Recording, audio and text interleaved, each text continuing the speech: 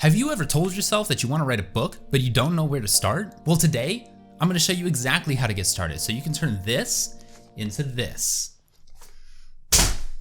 Let's get started.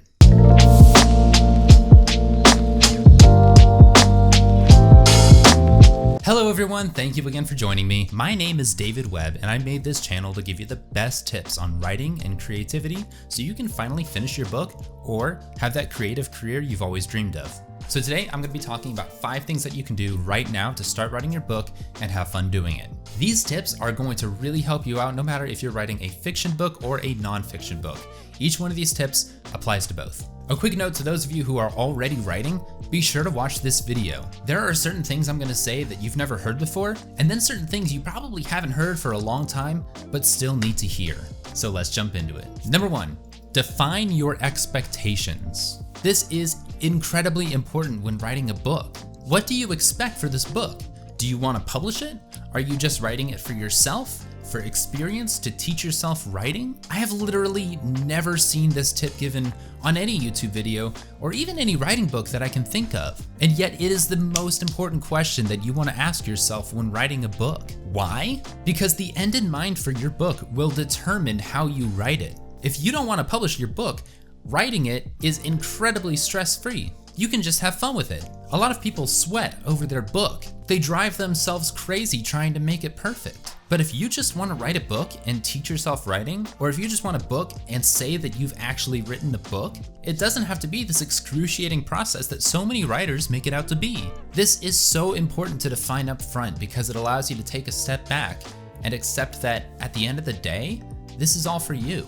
You don't have to live up to anyone's expectations. There's suddenly no pressure when it comes to writing your book, and that's amazing. Compare it to someone who is published and writing more books in a series, knowing that they have to live up to the expectations of the readers who have read the previous books. It's an incredibly stressful situation.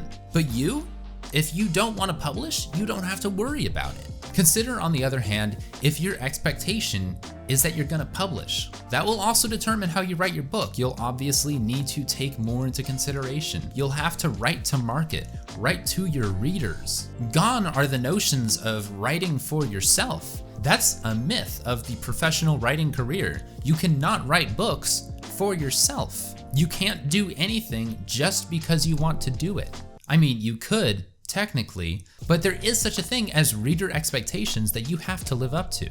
If you don't, you alienate your audience and you lose the whole reason why you were publishing this book to begin with. So make sure that before you get started, you define your expectations. Number 2, make a rough outline. I've said it before, I'll say it again. It's not the best idea to write from the seat of your pants. I know a lot of people do it, and some people do it successfully. But writing from the seat of your pants opens you up to so many problems. So many. Especially if your end in mind is to publish your book, it's a really bad idea to do it when you're writing a book for the first time. It will be so much to edit. If you've never written before, it's a whole lot harder to get certain concepts down and do it right the first time. You're gonna be going draft through draft through draft, just trying to clean up the mess you made. And what's gonna happen is when you edit your book, you're going to be making a retrospective outline to fit your book into, and it's gonna be a mess. Trust me, don't do it. If you're writing your book for yourself, it becomes a slightly different story, because at that point, there are no reader expectations and you just get to write whatever. However, it's going to be a whole lot easier to just abandon your project if you do write by the seat of your pants. Because when you do that, you're literally thinking up the story as you go along, and it suddenly becomes a whole lot easier to just run out of steam. You'll reach a certain point and you won't know what to do next. If you make an outline beforehand, you will find it a whole lot easier to finish. It becomes, in essence, an accountability partner. You've made this outline, you've set this certain end for yourself, you are writing toward that end, and at that point, you have no excuse. It's there waiting for you. Go write it. It doesn't have to be this 50-point outline, but take 3 key plot points, beginning, middle, and end, expand it into 5, expand it into 10, and it'll become a whole lot easier to write your book. Number 3, research. This is another thing that if you do before you actually write your book, it becomes a whole lot easier to actually write your book. If you're in the middle of your book and you have to go on an hour-long research expedition, you're taking out of your writing time, you're losing momentum, and it's gonna be harder to get back into it. If you're writing a nonfiction book, researching beforehand is gonna help you write a more informed manuscript. It's gonna help you outline better. No matter what kind of book you're writing, it's important to do a little research on the front end. Number 4, write to one person. Before you start writing your book, I want you to picture your ideal reader. Who are you writing this book to? No matter whether it is a novel or a nonfiction book, you need to keep one person in mind to keep your book focused.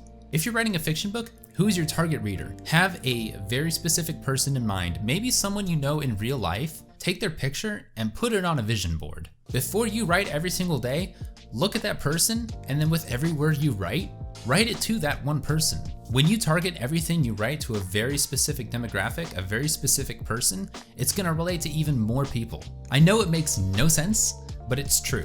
Because if you write to too many people, your content is going to be too generalized and it's not going to relate to anyone really specifically. If you write to one specific person, you're gonna hit that person plus 10,000 more people like that person, plus 100,000 more people who are similar to that person, plus another million people who recognize that your writing is so focused and comes across that much better. It is a law of marketing. Aim for one person and you'll hit more. And finally, number 5, have fun. So many writers have forgotten this. They've abandoned the notion of having fun. Their reason for writing suddenly becomes writing the next great American novel, getting a movie contract, making a ton of money. Which, by the way, if you want to write a book and make a ton of money, do something else. Just forget about writing a book. It's not for you. I'm not saying it can't be done, but it's really hard to do, especially starting out. You need to have fun while writing. Anything you do while having fun becomes easier. Plus, your emotion when writing the book will carry through to the reader. It's a law of writing. If you write a sad scene and it's actually getting to you as the writer, it'll carry through to the reader. Similarly, if you have fun writing the book, the reader will have fun reading the book. Now, I say fun loosely here. If you're writing a suspense novel, if you're writing a tragic story, it's gonna be more passionate. You're gonna write a more powerful story because you're pouring more of your emotion into it. Trust me, this is one of the things that readers can smell a mile away. If you do not pour everything you've got into this book, readers will see it and they'll feel like you're being disingenuous. It'll feel less real. It won't have as much of an impact. But then, just as importantly, having fun while writing is important for you, for your mental health. If you're not having fun doing something, it's probably not for you. I'm not saying that it's not work. Writing a book is a lot of work, but it can be fun too, and it should be fun. Think about what you're doing. You get to create a world from scratch. If you're writing nonfiction, you get to influence thousands. Writing a book should be fun. If you've lost sight of that, if you've published before and you've lost sight of that, I encourage you to get that back.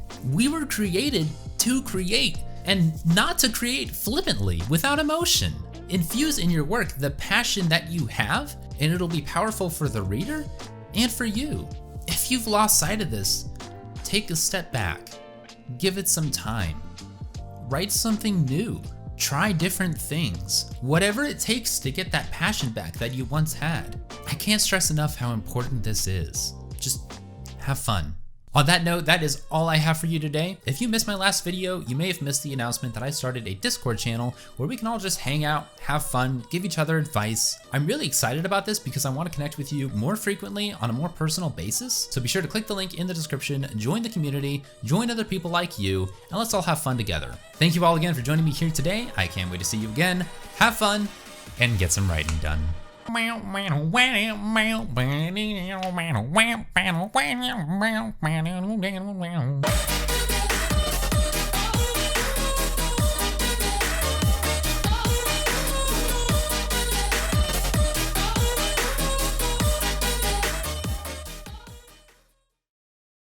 Now, if you've been around this channel for any length of time, you know that I've made a video on how to write a book before. Now, I've made all of my videos with the assumption that you're watching them because you want to take writing seriously and actually publish a book. But you know what happens when you assume? You look silly. Number 4, write to one person.